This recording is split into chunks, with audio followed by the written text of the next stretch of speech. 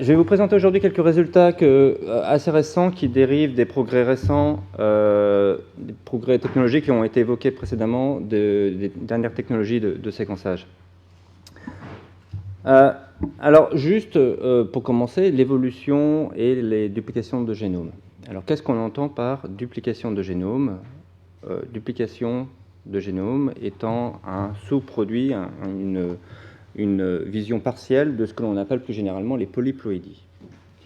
Et je vais vous parler plus généralement d'anciens événements, des événements très passés, donc plutôt des paléopolyploïdies. Alors si l'on représente un génome par un trait, tout simplement, qui est finalement le contenant de l'ensemble des gènes d'un individu, les gènes étant localisés avec une orientation le long de la séquence d'ADN, et il existe un espace chez les eucaryotes entre chaque gène. En fait, de temps en temps, on se rend compte que certaines lignées subissent ce que l'on appelle une duplication des génomes. Et donc, à la suite de la duplication des génomes, l'ensemble des chromosomes se trouve en 2 copies, et donc, évidemment, l'ensemble des gènes se trouve en 2 copies. Cela, finalement, pour notre esprit, est quelque chose d'assez complexe à imaginer. Comment peut-on concevoir, tout d'un coup, avoir l'ensemble de notre machinerie en 2 copies? Quelles sont les répercussions? C'est un événement qui présente, a priori, un effet cataclysmique. C'est un petit peu comme si vous étiez un coureur du Tour de France et tout d'un coup, vous êtes en train de pédaler, vous êtes en course et tout d'un coup, vous avez l'ensemble des pièces de votre vélo en 2 copies. Et vous devez évidemment rester en tête de la course, sinon vous dégringolez en bas. Comment vous faites avec l'ensemble de vos pièces de votre vélo en 2 copies pour rester en tête? Alors en fait, le premier, historiquement, la paternité revient... paternité théorique revient à Suzumu Ohno de façon indéniable. D'autres personnes avaient parlé de cela précédemment, mais c'est vraiment le premier qui a marqué la chose. Il avait plus qu'une forme d'intuition en présentant l'hypothèse que la radiation des vertébrés, par exemple, avait été passée par différentes étapes de duplication de génome.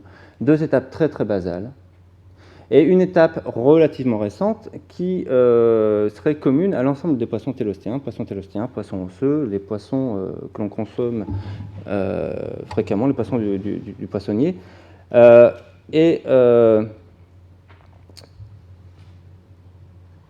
Pourquoi, entre autres raisons, ce groupe des poissons télostéens est le groupe le plus divers parmi les poissons, parmi le groupe des vertébrés, en nombre d'espèces, en nombre d'adaptations physiologiques, morphologiques, etc. C'est un groupe, comme vous le savez, très divers. Mais au cours des années 80-90, on a commencé à voir les premières séquences très partielles de génome, les premiers gènes.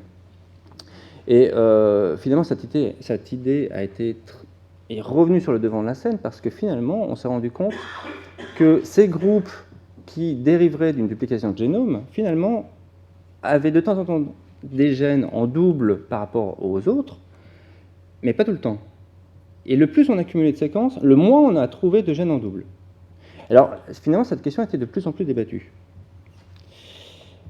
En fait, ce qu'on s'est rendu compte, un des premiers modèles pour tenir compte de la réalité, c'est de se dire, bon, acceptons l'hypothèse d'une duplication ancestrale, mais suivie d'un retour progressif à une diploïdisation avec le passage d'une perte d'un très grand nombre de gènes qui se trouvent en 2 copies, et finalement, les gènes reviendraient progressivement à l'état simple copie.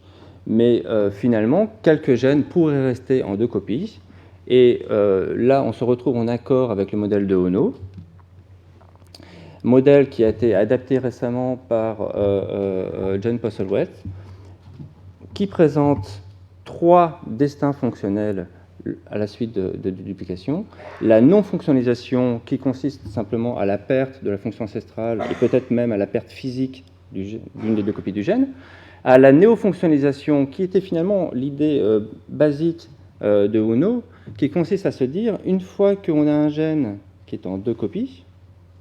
Le gène ancestral peut continuer à maintenir la fonction ancestrale, la physiologie ancestrale, et l'autre copie peut accumuler librement les mutations et éventuellement dériver vers une nouvelle fonction, et éventuellement être mieux adaptée que les espèces qui n'ont pas été dupliquées. Et la subfonctionnalisation, qui est quelque chose que Ono n'avait pas totalement supposé, c'est simplement l'idée, c'est très très simple, que très souvent on s'est rendu compte que les gènes n'ont pas une fonction, mais plusieurs.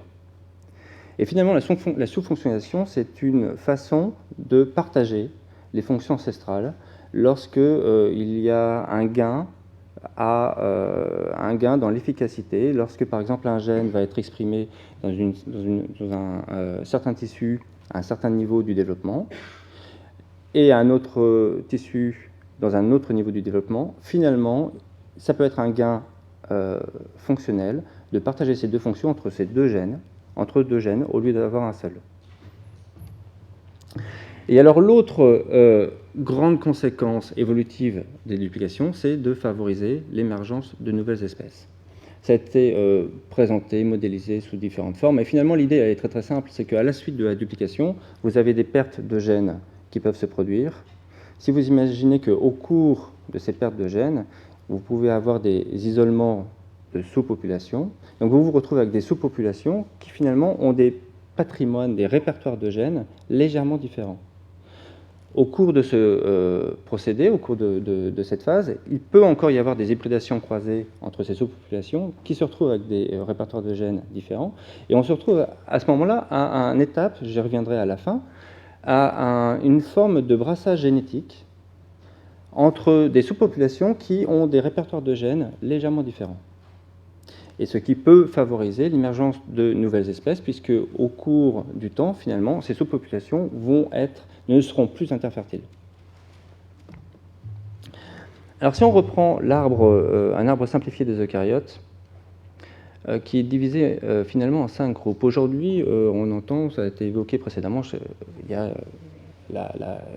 suis d'accord avec l'image de la science par image, il y a de temps en temps des scoops, le génome de machin, le génome de ceci est sorti, on va cloner, bon. Mais finalement, on a des séquences complètes, des versions de travail, de finalement très très peu de lignées. Et c'est absolument pas homogène. Chez les vertébrés, il y a énormément de génomes qui sont séquencés plus ou moins bien. Et il y a un intérêt évident parce que ça accompagne, il y a énormément de répercussions pour comprendre le fonctionnement des gènes humains. Et j'ai présenté quelques exemples des plantes, de ciliés et chez les animaux, où finalement, eh bien, lorsque l'on commence à s'intéresser à la séquence des génomes de lignées dites exotiques, qui n'ont a priori pas vraiment d'intérêt, comme les ciliés apparemment, il n'y a pas d'intérêt agroalimentaire, pas d'intérêt industriel, pas d'intérêt médical, mais finalement ça apporte énormément d'éclairage sur l'évolution. Et finalement on se rend compte que les duplications de génome, c'est quelque chose qui apparaît de façon récurrente dans énormément de lignées. Premier exemple vient des poissons. Nous avons travaillé sur un poisson dans les années 98-2000. L'idée à l'époque était de disposer des séquences d'un poisson en parallèle de la séquence du génome humain afin de comparer les deux et d'analyser les gènes humains à l'aide d'une espèce reliée. L'autre intérêt était plus évolutif, plus fondamental, était de s'intéresser à cet événement de duplication ancestrale dont dériverait ce poisson et pas l'humain au passage. Donc la première façon d'éclairer cela, c'est une fois que l'on a recomposé, que l'on dispose des 21 chromosomes de ce poisson et de ses gènes, alors je passe sur des années de travail pour aboutir à ce résultat, on peut commencer à calculer par comparaison des gènes, des paires de gènes qui pourraient être des candidats de ces quelques gènes qui sont restés en 2 copies depuis cet événement ancestral. Mais à ce niveau, nous sommes qu'à des candidats. Et ensuite, on regarde où est-ce qu'ils se disposent le long des chromosomes. Et bien finalement, si on relie avec un trait rouge ces paires de candidats, finalement, on arrive à relier non pas des paires de gènes, mais pratiquement des paires de chromosomes en entier. Ici, comme le chromosome 10 et 14 de ce poisson, partagent énormément de gènes dupliqués. Pour d'autres chromosomes, c'est moins clair. Il y a eu vraisemblablement d'autres réarrangements ultérieurs. Mais finalement, on a vérifié statistiquement qu'on arrive à apparier l'ensemble du génome par des groupes, par des paires de gènes. Une autre équipe, 1 ou 2 ans après nous, a fait à peu près la même approche chez l'humain, afin de montrer l'existence, afin d'apporter un argument en faveur de ces 2 duplications très très basales à la base des vertébrés, et ils l'ont fait. Alors l'image est beaucoup plus floue, ils arrivent à le montrer plus ou moins nettement pour 4 chromosomes humains, où cette fois nous n'avons pas des liens en paires de chromosomes, mais des liens en tétrades. On arrive à apparier des groupes de 4 chromosomes, c'est le signe de 2 duplications ancestrales, puisque à la suite d'une duplication, on a des liens, on a des paires, et à la suite de 2 duplications, on s'attend à avoir des groupes de 4. Et finalement, regardez la trace d'un événement ancestral de duplication en tenant compte d'événements massifs de perte de gènes, c'est assez problématique parce qu'on doit manipuler un jeu de données très très faible, quelques centaines de gènes, au milieu de 20 000 autres gènes, et il faut bien voir qu'il y a énormément de réarrangements, c'est assez complexe. Et l'autre façon d'analyser le problème, c'est de se dire, eh bien, on va comparer une espèce qui s'est potentiellement dupliquée à une espèce qui ne s'est pas dupliquée. Si on est capable de faire ça, et si on est capable d'aligner, de comparer l'ordre des gènes de l'espèce dupliquée, non dupliquée, à une espèce dupliquée, si par chance il n'y a pas trop de réarrangements, on peut trouver des fractions du génome où nous avons une conservation de l'ordre ancestral en alternance entre 2 chromosomes de l'espèce dupliquée et le chromosome de l'espèce non dupliquée. Et à ce moment-là, on doit avoir un nombre de points, un ensemble de jeux de données beaucoup plus important. C'est ce que nous avons fait en comparant le poisson au génome humain, qui se sépare par environ 400 millions d'années, l'humain environ 3 milliards de bases, et le poisson environ 8 fois moins. Et voici les résultats. Vous avez ici les chromosomes humains et les chromosomes de poisson. Et vous avez ici, sur cette grille, environ 7000 points. Chaque point, c'est un gène que l'on dit orthologue, donc un gène qui dérive du même, ancêtre au niveau du gène. Dit autrement, c'est le même gène. En fait, la première impression, c'est que les points ne sont absolument pas répartis au hasard. On a un maintien de la topologie ancestrale. On a ici c'est très net entre le chromosome 14 humain et le chromosome 10 du poisson. L'ensemble, on a un amas, une agrégation des orthologues. Donc probablement que ces 2 chromosomes étaient aussi portés par le même groupe de liaison chez notre ancêtre commun il y a 400 millions d'années. Si on regarde de plus près, en fait, on se retrouve avec des paires de chromosomes de poissons, comme ici le 9 et le 11. Si on zoome, on se retrouve avec un profil incroyablement semblable. On se retrouve avec des situations où vous avez des régions de génome humain qui se retrouvent projetées vers 2 régions chez le poisson. Et ceci se retrouve sur l'ensemble de la grille, croyez-moi. C'est en accord complet avec une duplication ancestrale qui a eu lieu dans la lignée des poissons, mais qui n'a pas eu lieu dans la lignée qui a conduit à l'humain. Nous avons travaillé sur les plantes, sur le génome de la vigne. Alors, on n'a pas séquencé la vigne pour s'intéresser aux duplications. On a d'abord séquencé la vigne, entre parenthèses, pour des intérêts évidents agricoles. La culture de la vigne consomme 50% des produits que l'on dit phytosanitaires en Europe. Il y a un énorme besoin d'accélérer les recherches sur de nouvelles méthodes agricoles pour la culture de la vigne pour s'affranchir de tous les problèmes que l'on est en train de découvrir dû à l'usage de ces produits. Et en fait, on s'était dit à l'époque, il y a un intérêt, vous allez me dire, c'est un projet qui n'a pas coûté cher, tous les vignerons, les champenois, etc., ont dû financer ça, c'est une goutte d'eau pour eux. Et bien, juste une parenthèse, ils n'ont pas du tout voulu entendre parler du projet. En France, génome, séquençage égale clonage égale OGM. Et autrement dit, ils ont la trouille de Beauvais. Donc tout le monde fait fin de non-recevoir, il n'y a aucun intérêt, on continue comme on faisait avant.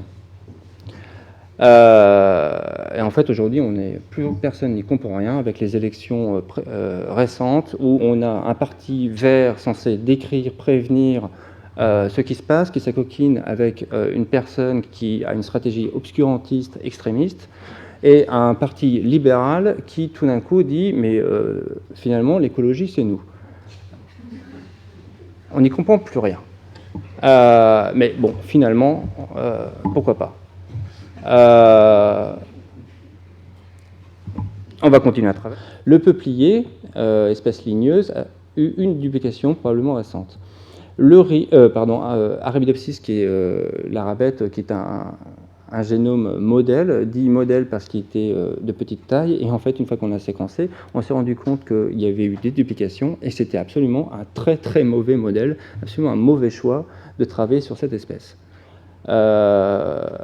Et donc finalement, les duplications, c'est intéressant, mais c'est aussi une grosse complication pour avoir des modèles.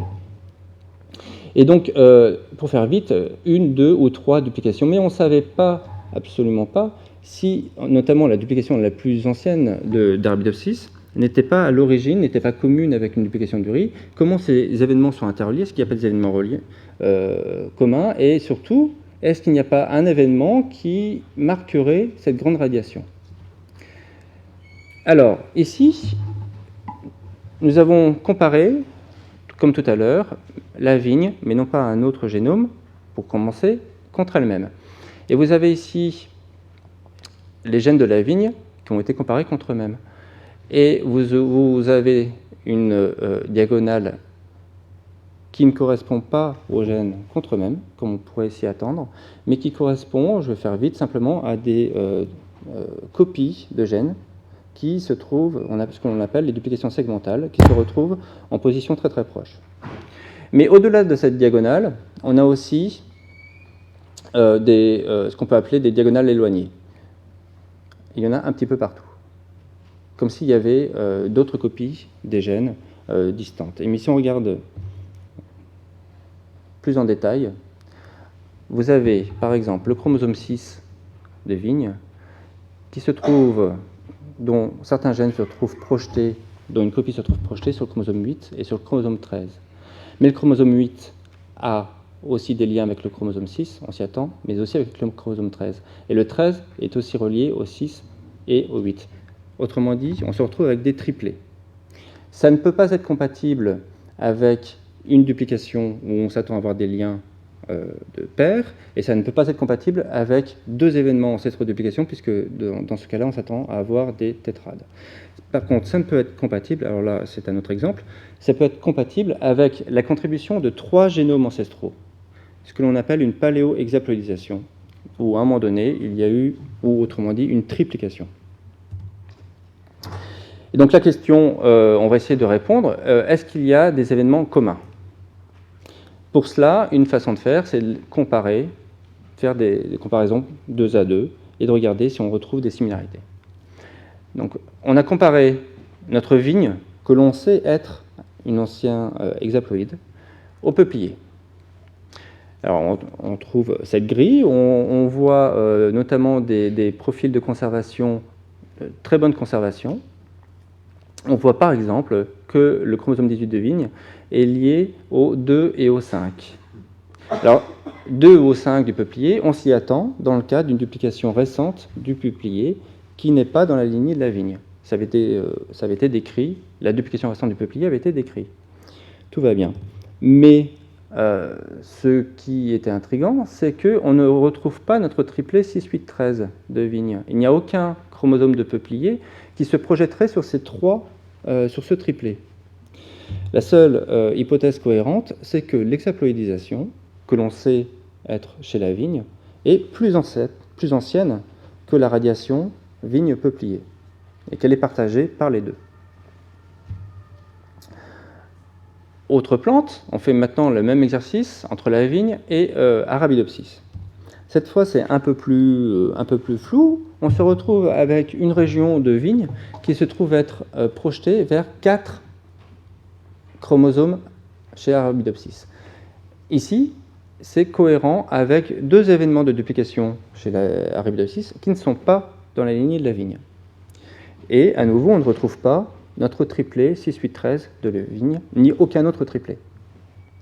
Donc là aussi, c'est cohérent avec 2 duplications qui sont chez Arabidopsis, pas chez la vigne, et avec le fait que cette hexaploïdisation est plus ancienne que la séparation vigne-Arabidopsis. Le dernier, le riz. Maintenant, on compare un dicotylédon contre un monocotylédon. Donc c'est vraiment assez ancien. Bon, cette fois, la conservation ancestrale est beaucoup plus floue. Une des raisons, c'est évidemment l'ancienneté, mais c'est aussi qu'il y a eu énormément de réarrangements sur le riz. Mais on arrive tout de même à avoir, ici c'est la meilleure synthénie, la meilleure conservation. On a ici des liens entre chromosomes, entre un chromosome de vigne et 2 chromosomes de riz. Et maintenant, cette fois, on retrouve notre triplet 6-8-13. Ce qui est compatible avec le fait que l'hexaploïdisation n'a pas eu lieu dans la lignée des monocotylédons. Et donc, notre scénario historique s'éclaircit. Nous aurions eu peut-être 2 événements ancestrales de duplication chez le riz, un événement ou peut-être 2 événements majeurs à la base des dicotylédons, dont dériverait probablement l'ensemble des dicotylédons. Cet événement a conduit à une hexaploïdisation ancestrale, puis un retour progressif à une diploïdisation. De façon remarquable, rien d'autre chez la vigne, un événement chez le peuplier, 2 événements chez Arabidopsis. Et remarquablement, la vigne est une sorte de génome fossile, puisqu'il nous est possible de reconstituer des groupes de gènes qui appartenaient à un même chromosome ancestral, simplement en identifiant ces régions, en isolant ces régions sur la grille qui correspondent à des régions ancestrales communes. En fait, on a pu identifier 7 groupes différents, 7 groupes de liaisons ancestraux différents. Donc il est probable que l'ancêtre des dicotylédons avait 7 chromosomes. Et si l'on colorie de façon artificielle les chromosomes modernes actuels de ces 3 plantes par ces 7 couleurs, en fait, de façon très remarquable, la vigne est restée très conservée.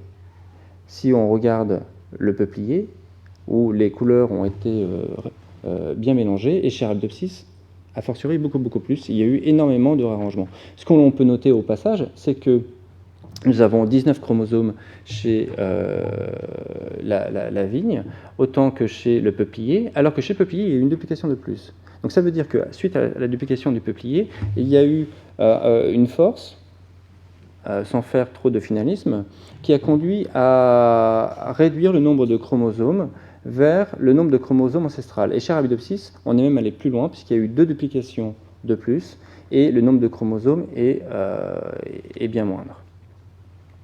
Donc ça, c'est quelque chose qui, pour l'instant, est absolument pas éclairci. Pourquoi certaines lignées, post-duplication, se réarrangent beaucoup, perdent en nombre des chromosomes, pas des chromosomes, c'est qu'il y a des fusions de chromosomes, alors que d'autres restent très conservés.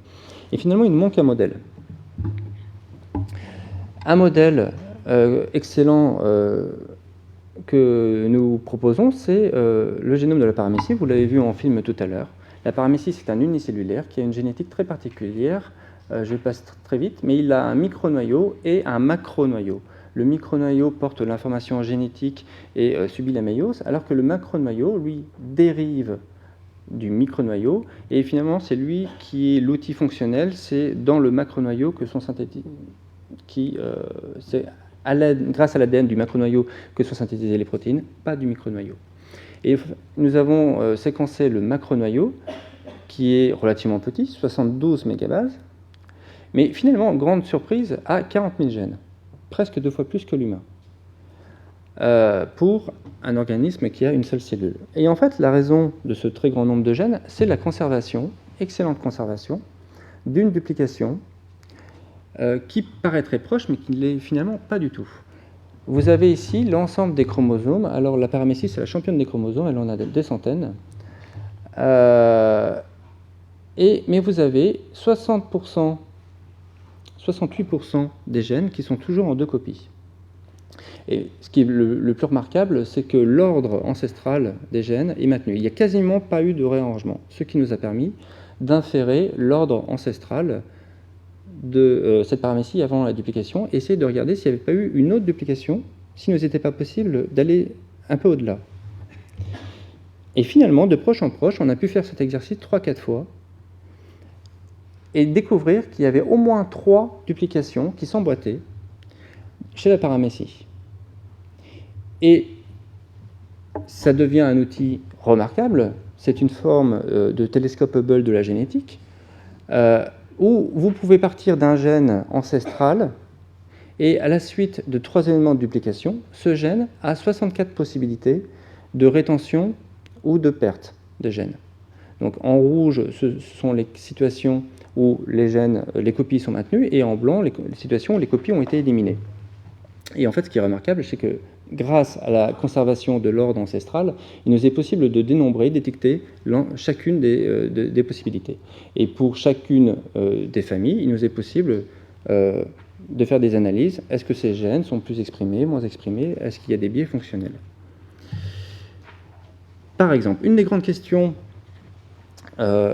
qui est débattue, c'est lorsque vous avez une duplication, l'ensemble des gènes se retrouvent en 2 copies. Oui, mais les protéines aussi alors. Ce que l'on sait, c'est que les protéines, la plupart des protéines, n'agissent pas seules. Elles agissent souvent de concert dans ce que l'on appelle des complexes. Aussi, chaque membre du complexe dérive d'un gène. Mais chez la paramécie, ou chez les espèces dupliquées, ce gène peut être présent entre 1 copie à 8 copies. Il y a donc potentiellement un problème de stoichiométrie. Que se passe-t-il si les gènes codant les protéines d'un même complexe ne sont pas présents dans le même nombre de copies? Si on part d'un modèle, d'un complexe très simple avec 2 copies, A et B, partant des gènes ancestraux, vous pouvez avoir un maintien parfait de la stoichiométrie avec les 8 membres conservés, mais vous pouvez aussi avoir une stoichiométrie complètement perturbée, avec un nombre de copies de A, un nombre de copies de B différents. Et on s'est, j'allais dire amusé, c'est pas totalement le cas, à compter le nombre de copies de A, le nombre de copies de B dans un certain nombre de complexes, et on s'est rendu compte que les gènes qui codent les protéines qui sont impliqués dans des complexes sont plus préférentiellement retenus en copies, en nombre de copies. Il y a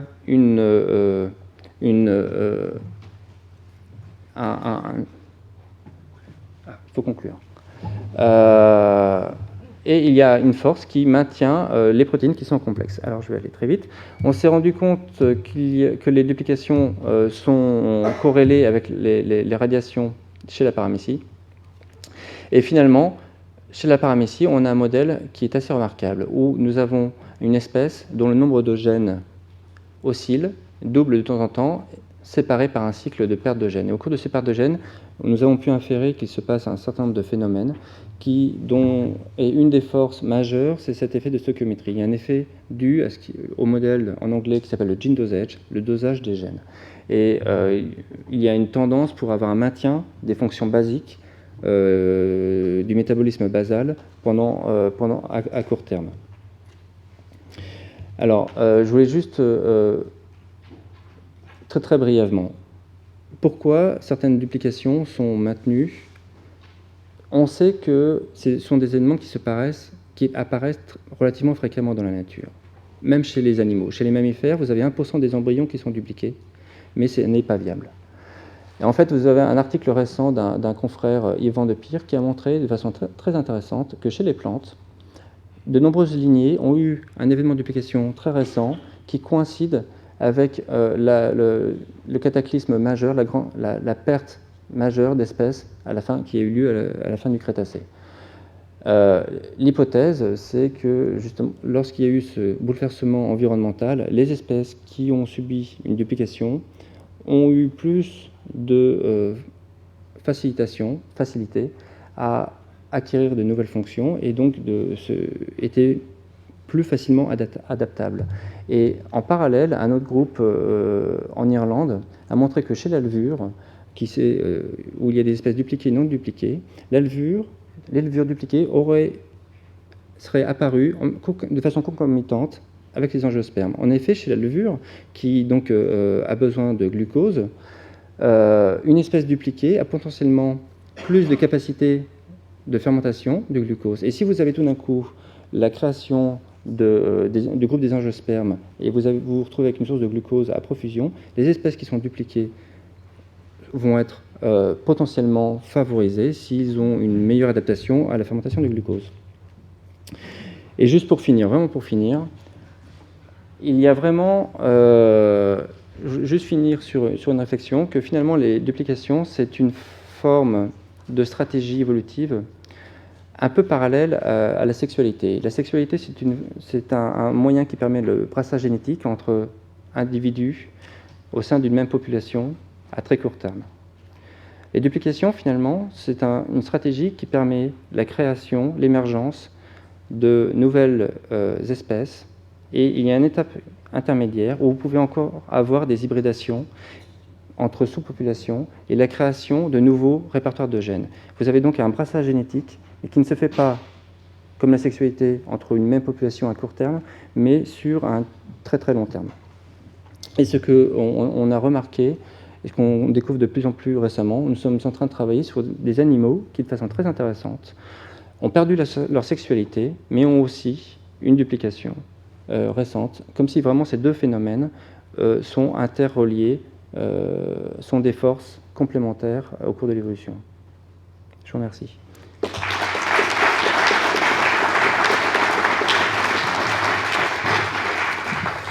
J'ai oublié de remercier évidemment l'ensemble de mes collègues. Tous ces travaux sont en fait le fruit de grosses collaborations. J'ai présenté qu'une partie des résultats. Énormément de collègues ont participé à ces travaux. Merci Monsieur Jaillant.